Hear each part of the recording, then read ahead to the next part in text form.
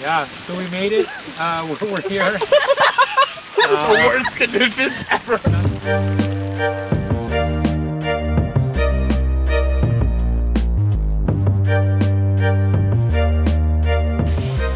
My name is Basilio Pesce, and I am the chef owner of Porzia in Parkdale. We are an Italian restaurant. We specialize in local food. We also cook within the seasons as well. Our mantra for the restaurant is to make the best possible tasting, yummy food that we can. And we like to feed people. Go Parkdale.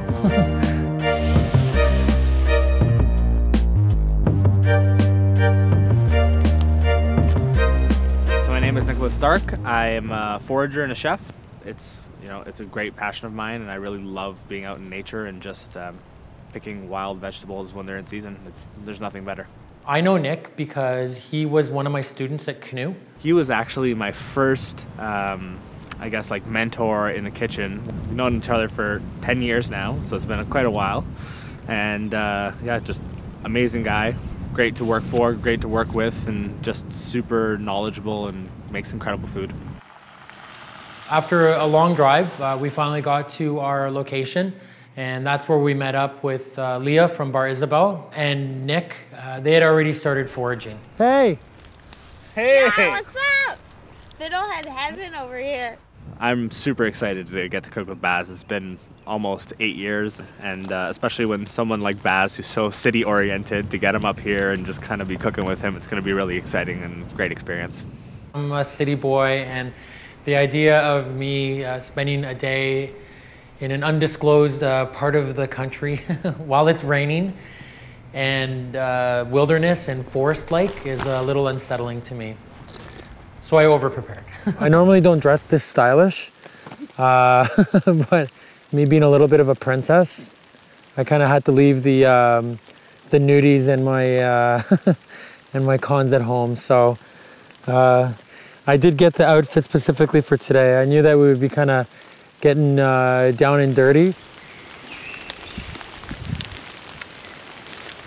Immediately we found ramps and fiddleheads, fields of them, like an abundance. It was pretty intense, for me at least. I've never seen anything like that in its own element before. Fiddleheads, they come up around, we're talking about mid-May is when they're really just starting to come into bloom. It's starting to get just slightly warmer. They're really difficult to mistake for anything else because, they look so unique when they're growing. Basically what you're looking for when you go looking is you're gonna get a large rainfall and then a couple warm days. Those first couple warm days will really start them to come out. Once that happens, you can pick for about maybe 2 weeks at most. Then after that, they all turn into ferns, and that's all you wrote for fiddleheads till next year. These fiddleheads, they'll start coming up, and inside the pod, you'll see there's like new growth. So if you pick only a couple off the top, they'll have enough to come through and still reproduce for the next year, so you can sustainably pick them.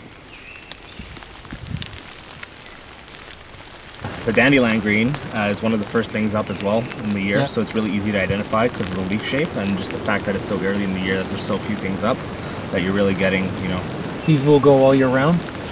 These will go all year round, but they're really the best at this time because they're really young and delicate and really fresh. But okay. Yeah, and you get the buds only at this time of year. Immediately I felt hungry. The idea started flowing into my head as to what I wanted to do with them. I could just imagine cooking them and eating them. And that's almost like a catalyst from seeing it to eating it.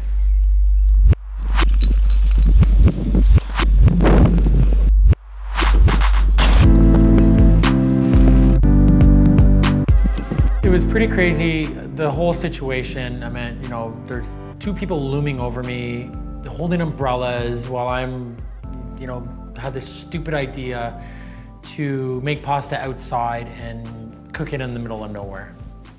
It was a pretty good spectacle. This is actually a very special pasta to me because this is one of the first pastas I learned how to make when I was about 5, and I would always roll this out with my grandmother's.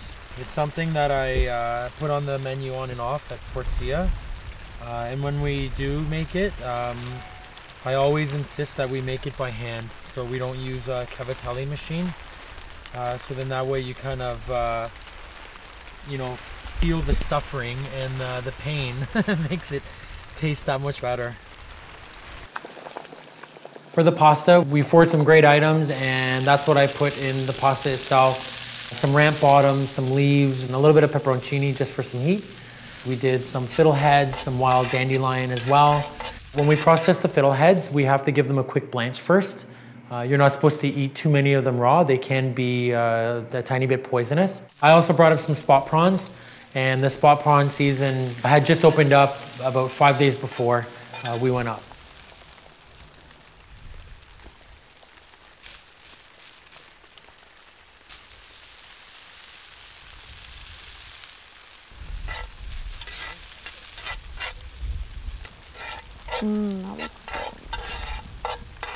Now we're gonna put in pecorino. We're just gonna break some in. Okay, and that's it. Amazing.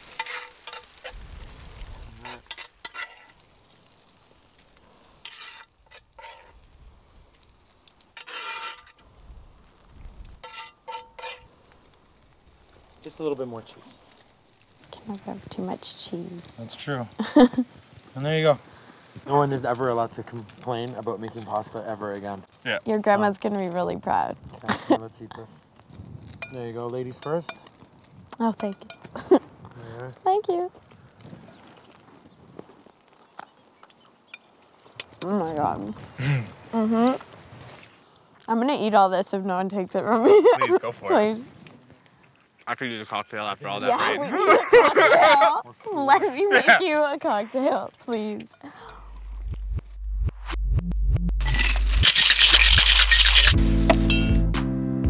It's been raining all day and we all need a drink. Dylan's Distillery was kind enough. They're from Beamsville, Niagara region. I actually grew up right around the corner from them. So yesterday before everything, I found some cedar and thought it'd be cool to infuse it into a simple syrup. So I'm just kind of gonna go with the flow. I brought some lemons. I didn't forage those. Just use some acid for this drink. You always need a balance. So there's the acid, some Angostura bitters. I'm gonna do more. Can never have too much of that. So the Dylan's pear bitters, just a couple dashes. The rose gin. I'm gonna use about 0.75. It is kind of sweet, but it will be another sweetening agent to it.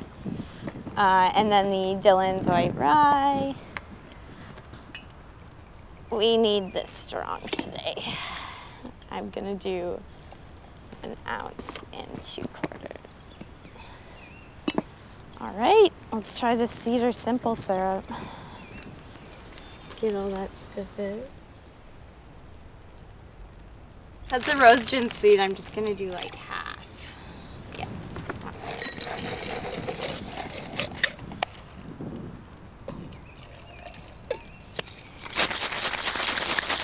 This is gonna be so good.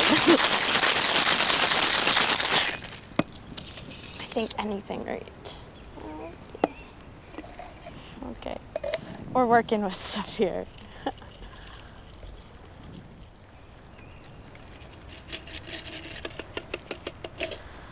Right, looks good. Yep, that will do. Guys! I got a tasty cocktail for you.